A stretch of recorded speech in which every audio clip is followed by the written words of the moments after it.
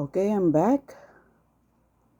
Naisip mo na ba bakit madaming mas masaya kaysa sa'yo?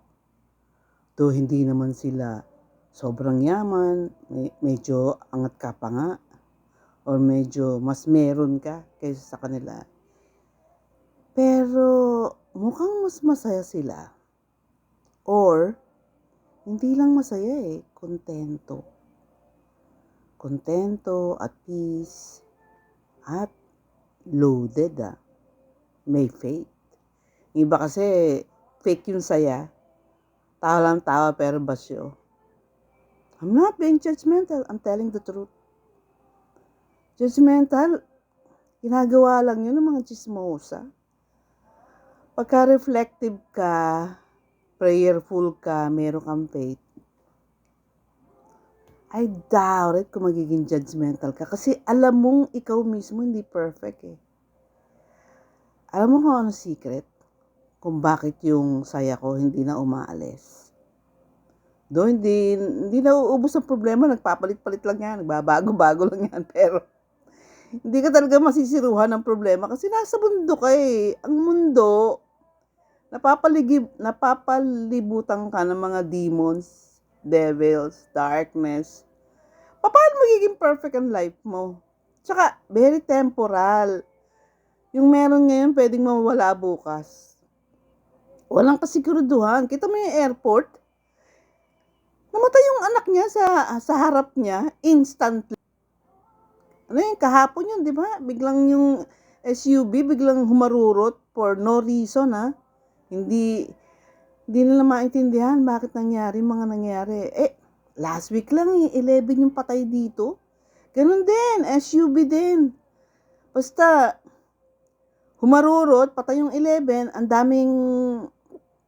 daming malala sitwasyon. I mean, critical, pwede pang mamatay. So, ganun ka-fragile ang buhay mo. Pwedeng wala ka na mamaya. So, paano ka? Sige nga, paano magiging permanent ang iyong joy kung merong laging risk?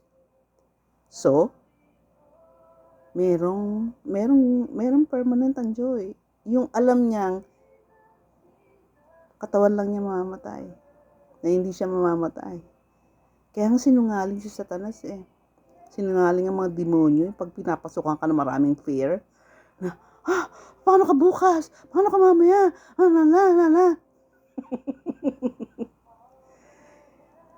Kalma. You will live forever kasi forever ka nang nabubuhay. Tinanggal lang yung memory mo. Hindi nga. Pag alam mong hindi ka mamamatay, kalmante ka. Parang nalangoy. Yung tipong pag napagod ka na, float. Kaya nga kinakailangan mawala takot mo by knowing the truth. So, ano secret? Reflection. Iba ang thinking, iba ang reflection. Reflection is like savoring life. Yung kumakain ka ng breakfast. Ito. Bigyan ko yung example. Nakakita ka na ng 6 years old na kumakain ng breakfast na bihira lang siya makakain ng nilagang mais. Tapos nilagang mais yung breakfast nila.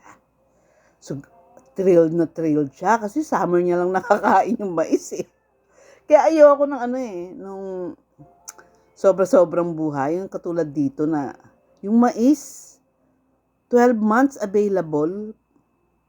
Kasi pag wala nang mais dito sa Canada, kukuha naman sila sa mga Asian countries. So, walang luck, walang thrill. Parang alam mo, araw-araw may ice cream. Parang gano'n. So, yung ice cream, hindi mo na ma-enjoy kasi parang na siyang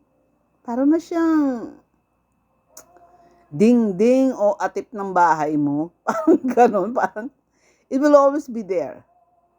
So, ang buhay sumasarap through reflection. Yung meron kang, my gosh, meron ako nito. Yung iba wala nito. And that is faith.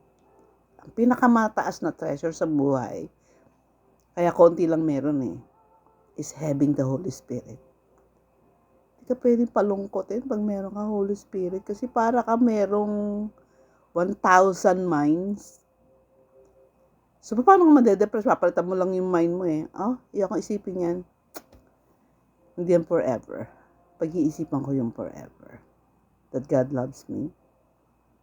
That even after this life, I will still be alive. Alam niyo ba yung hope ko? Yung hope ko, kaya ganito kinalabasan ko, sobrang saya. Yung sayang hindi tumatalon na, hindi naman tumatalon, pero tumatalon lagi yung puso ko. Yung hope ko is, my gosh, at the end of my life, it's going to be so much fun. Ang saya na dito, mas masaya pa doon. Ano ba yan? Mahal na ako dito, mas mahal pa ako doon. Kasi, God is my parent.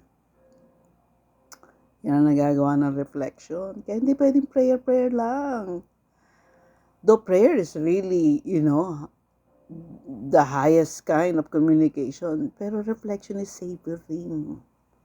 At binibigay ng prayer yan. The consequence of having a relationship with God is the knowledge